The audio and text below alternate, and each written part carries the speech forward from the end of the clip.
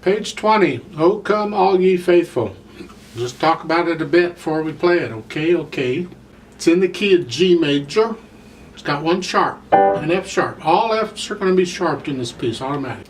4/4 time with a pickup beat. The hands will move around a little bit, so you're going to have to go through and figure out carefully where they move, and how far. You may have to practice the hand moves a bit, but that's okay. The melody is in the right hand. Bring out the melody. And there's pedaling in it. I don't know that I agree with the pedaling. Let's talk about the right hand first.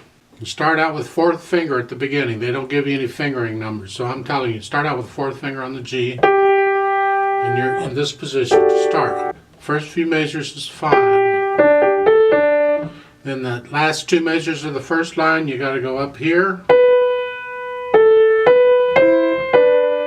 Remember to bring out the melody. It's the top note. Now, you're playing the A with the third finger in that last measure of the first line. Now they want you to play the G with the third finger. That actually accommodates the break in the phrase. That makes you have a little bit of silence. I like that. So that's okay. I would stick with that finger.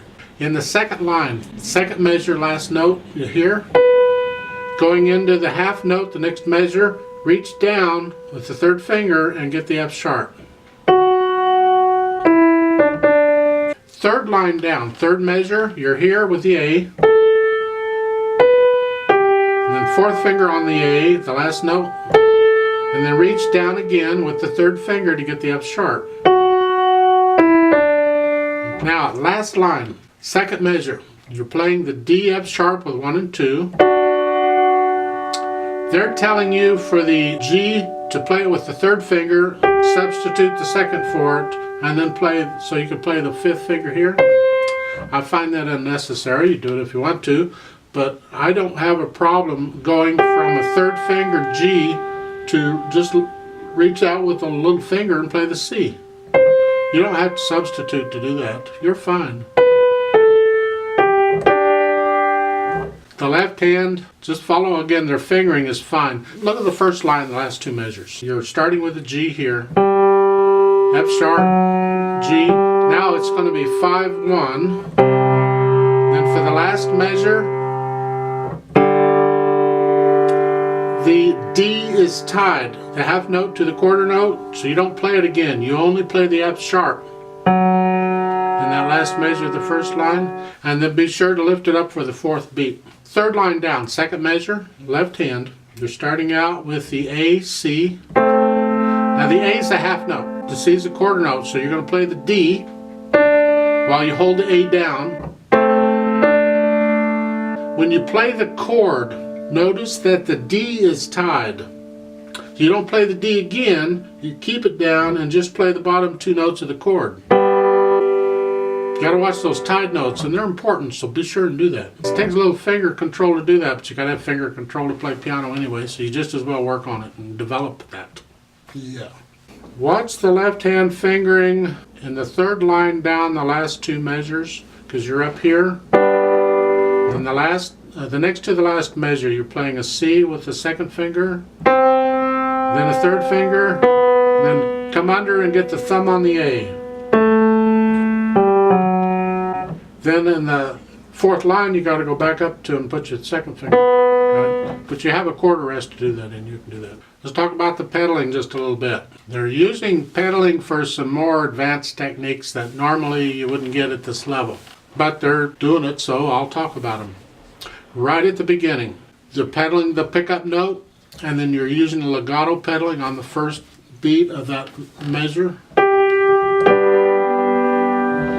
The reason for that is we can't play the same note twice on piano and have it legato, because when you lift the key up, the sound stops. So if I play those two G's, the first two notes in the piece, they're at the top in the right hand, without pedal, there's a little bit of silence between them. That's not legato. That's not what we're after. So what they do is they use the pedal to accommodate the legato, and this is quite common in piano actually. When you can't do it with your fingers, that's all they're doing right there. Now they're saying keep it the pedal down throughout the first two complete measures, even though you have rests in the left hand. Now, you can do that. Just make sure you lift the left hand up for the rest. Don't leave it down. However, you can also lift the pedal up with the left hand and let those let those notes in the right hand, the last two beats of each measure, be by themselves.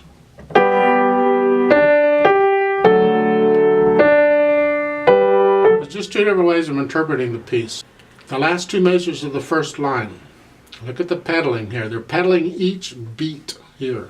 So you have just start with the first notes in the second to the last measure. You're here, no pedal. Then on the third beat, you push the pedal down after you play the notes. And then you play the fourth beat, change the pedal after you play the notes. Go to the next measure, play those notes and change the pedal after you play the notes. And then lift the pedal up as you play the third beat.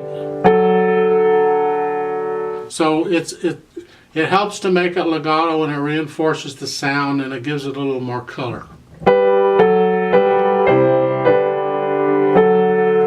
Almost too much color, but that's what they want you to do. It's almost unnecessary, but they're doing it. It's a good exercise, so go ahead and go with it. You get it again in the third line down. The first measure, you're starting out here, pedals down, you're pedaling each beat thereafter, each chord. Change the pedal right after you play the notes.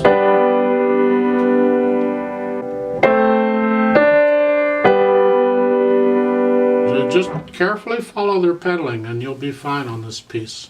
So with that, we can try this out. So I'm going to give us 3 counts since there's a pickup beat, and let's play this together. I'll put the metronome on 70, it's beating quarter notes. It's slow, but I think we can handle it, I hope. You can always do it with me one hand at a time for a while if you have to. So the right hand, you're starting with 4th finger on G. Left hand, it's here. And the foot's on the pedal. Here we go. 1, ready, go.